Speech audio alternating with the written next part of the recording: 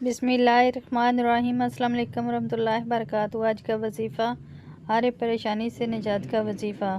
کیا آپ کا کوئی مقصد ہے اور آپ چاہتے ہیں کہ وہ پورا ہو اور آپ کی ہر پریشانی ختم ہو جائے؟ تو اس کے لیے ہم آپ کو بہت چھوٹا سا نہایت مختصر وظیفہ بتائیں گے، جس سے جلد آپ کی مراد پوری ہوگی اور آپ کی تمام پریشانیاں ختم ہو جائیں گی۔ وظیفہ یہ ہے: روز نماز عصر جائے نماز پر بیٹھ کر 3 دفعہ سورہ اخلاص پڑھیں اور دعا کریں۔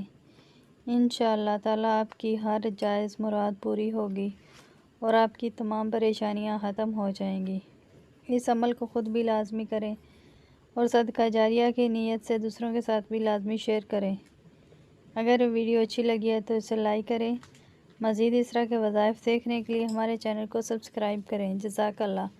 السلام علیکم ورحمۃ اللہ وبرکاتہ۔